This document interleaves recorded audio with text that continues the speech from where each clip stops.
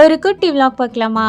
இது இன்னைக்கான lunch box shorts with ரெசிபியோட. காலைல பிரேக்ஃபாஸ்ட்டுக்கு சாம்பார் பண்ணுறதுக்காக பருப்பு, வெள்ளைப்பூடு, மஞ்சத்தூள் போட்டு முதல்ல வேக வச்சுட்டேன். காய்கறியும் கட் பண்ணி வச்சுட்டேன். அது வேகிறதுக்குள்ள லஞ்சுக்கான வேலையும் பார்க்க ஆரம்பிச்சிட்டேன். இன்னைக்கு செட்டிநாடு சிக்கன் மசாலா ரெடி பண்ணேன். அதுக்கு ஒரு மசாலா வறுத்து அரைக்க வேண்டியது இருக்கும். அதை வறுத்து அரைச்சி வச்சுட்டேன். இதுக்கு என்னென்ன போடணும்னு சொல்லிட்டு சைடில் கொடுக்குறேன். ஸ்க்ரீன்ஷாட் எடுத்து வச்சுக்கோங்க. குக்கரில் இப்போ 2 டீஸ்பூன் நெய், 2 டேபிள் ஸ்பூன் தேங்காய் எண்ணெய் சேர்த்துட்டு நம்ம அரைச்ச பவுடர் 1 டீஸ்பூன் அளவுக்கு சேர்த்துட்டு இஞ்சி பூண்டு பேஸ்ட் 2 டீஸ்பூன் அளவுக்கு சேர்த்துட்டு பச்சை வாசம் போகிற வரைக்கும் நல்லா மிக்ஸ் பண்ணி விட்டுக்கோங்க. ஒரு மீடியம் சைஸ் அளவுள்ள வெங்காயம் சேர்த்து நல்லா வதங்கி வரணும். வதங்கினதுக்கு அப்புறமா அரைச்ச மசாலால திரும்ப ஒரு 3 டீஸ்பூன் அளவுக்கு சேர்த்துட்டு ஒரு 1/2 டீஸ்பூன் அளவுக்கு மஞ்சத்தூள் சேர்த்து நல்லா மிக்ஸ் பண்ணி விட்டுட்டு ஒரு 1/2 கப் அளவுக்கு தயிர் சேர்த்து நல்லா கலந்து விட்டுக்கோங்க.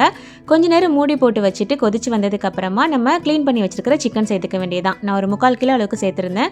கூடவே உப்பு சேர்த்து நல்லா கலந்து விட்டுட்டு ஒரு 5 நிமிஷத்துக்கு மூடி வச்சுக்கோங்க. இப்போ திக்கான தேங்காய் பால் ஒரு 1/2 கப் அளவுக்கு சேர்த்துக்கிறேன். உங்களுக்கு கிரேவி ரொம்ப திக்கா வேணும் அப்படின்னா தேங்காய் பாலுக்கு பதிலாக தேங்காய் பேஸ்டா சேர்த்துக்கோங்க. ஒரு 2 விசில் மட்டும் வச்சு எடுத்துட்டோம்னா சூப்பரா ரெடி ஆயிரும். அண்ட் இந்த பக்கம் சாம்பாருக்கு வேக வச்ச பருப்புமே நல்லா வெந்து வந்துருச்சு. வெளியில எடுத்துட்டு அதையுமே கடைஞ்சி வச்சுட்டேன். அண்ட் இட்லிக்கு மாவு ஊற்றிட்டு எலக்ட்ரிக் ப்ரெஷர் குக்கர்லேயே திரும்பவும் வச்சுட்டு ஆன் பண்ணி விட்டாச்சு. ஸோ அது வெந்து வரதுக்குள்ள சாம்பாருக்கான வேலையும் பார்க்க ஆரம்பிச்சிட்டேன். மஞ்சள் பூசணிக்காய் இருக்கும் இல்லையா, அது சேர்த்து தான் சாம்பார் பண்ணேன். இதுக்கு முதல்ல தாளிப்புக்கு தேங்காய் எண்ணெய் சேர்த்துட்டு கடுகு, ஜீரகம், உளுந்து, கொஞ்சமாக வெங்காயம், கருவேப்பிலை சேர்த்துட்டு நல்லா முருகிற அளவுக்கு தாளிச்சிட்டேன். இப்போ இதில் ஒரு மீடியம் சைஸ் அளவுள்ள வெங்காயம், ஒரு மீடியம் சைஸ் அளவுள்ள தக்காளி, ஒரு பச்சை மிளகாய் சேர்த்துட்டு நல்லா வதங்குற அளவுக்கு வேக வச்சுட்டு கட் பண்ணி வச்சிருந்த பூசணிக்காய் சேர்த்துக்கிறேன். கொஞ்சமாக உப்பு சேர்த்துட்டு நல்லா மிக்ஸ் பண்ணி விட்டுக்கலாம். ஒரு சிலர் இதை பரங்கிக்கான்னு சொல்லுவாங்க. எனக்கு மஞ்சள் பூசணின்னு சொல்லி தான் பழக்கம். நல்லா வெந்து வந்ததுக்கு அப்புறமா வேக வச்ச பருப்பு எக்ஸ்ட்ரா தண்ணி சேர்த்து நல்லா மிக்ஸ் பண்ணி விட்டுக்கிறேன். இப்போ ஒரு teaspoon sambar powder, 1/2 teaspoon chilli powder, 1/2 teaspoon தனியா பவுடர், கொஞ்சமா பெருங்காயத்தூள், தேவையான அளவுக்கு உப்பு எல்லாமே சேர்த்துட்டு நல்லா மிக்ஸ் பண்ணி கொதிக்க வச்சுக்க வேண்டியதான்.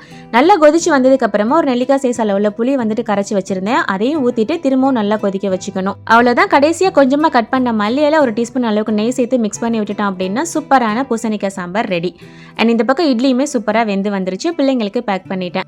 அண்ட் இன்னைக்கு லஞ்சுக்கு கீ ரைஸ் ரெடி பண்ணியிருந்தேன். ரொம்ப சிம்பிளாக பண்ணுறது எப்படின்னு சொல்லிட்டு நான் ரெசிபி சொல்கிறேன். நல்லா ட்ரையாக இருக்கிற மாதிரி ஒரு பேன் எடுத்துக்கோங்க. எல்லாத்தையும் பச்சையாக சேர்த்துட்டு அதுக்கப்புறம் நம்ம வதக்க போகிறோம். 2 டேபிள் ஸ்பூன் அளவுக்கு நெய், 2 டேபிள் ஸ்பூன் அளவுக்கு தேங்காய் எண்ணெய், பட்டை, கிராம்பு, ஏலக்காய், கொஞ்சமாக ரம்பலை, ஒரு 2 மீடியம் சைஸ் அளவுள்ள வெங்காயம், ஒரு கைப்பிடி அளவுக்கு புதினா, ஒரு கைப்பிடி அளவுக்கு மல்லி இலை, 2 பச்சை மிளகாய், 2 டீஸ்பூன் அளவுக்கு இஞ்சி பூண்டு பேஸ்ட், 2 டேபிள் ஸ்பூன் அளவுக்கு தயிர் எல்லாத்தையும் மொத்தமாக எடுத்துட்டு இப்போ அடுப்பில் வச்சு மிக்ஸ் பண்ண ஆரம்பிக்க வேண்டியதான். ஒரு 5 மினிட்ஸ் நல்லா மிக்ஸ் பண்ணோம் அப்படின்னா எல்லாமே நல்லா வெந்து வந்துடும். பச்சை மிளகாய் கலர் சேஞ்ச் ஆயிடுச்சு அப்படின்னா ரெடி ஆயிடுச்சுன்னு அர்த்தம். இந்த டைம்ல 1/2 கப் அளவுக்கு தேங்காய் பால் சேர்த்துக்கிறேன். தேங்காய் பால் எடுக்க டைம் இல்லைன்னா தண்ணி கூட சேர்த்துக்கலாம்.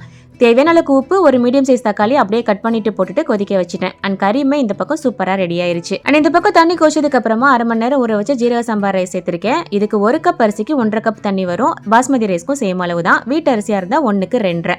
அண்ட் ரைஸ் செம்ம சூப்பரா ரெடி ஆகி வந்துருச்சு. எல்லாமே பச்சையா சேர்த்து வதக்கிருக்கமே நல்லா இருக்குமான்னு யோசிக்க வேணாம். எண்ணெய் நம்புனீங்கன்னா கண்டிப்பா ட்ரை பண்ணி பாருங்க. கல்யாண வீட்டு ஸ்டைல சூப்பரா இருக்கும்.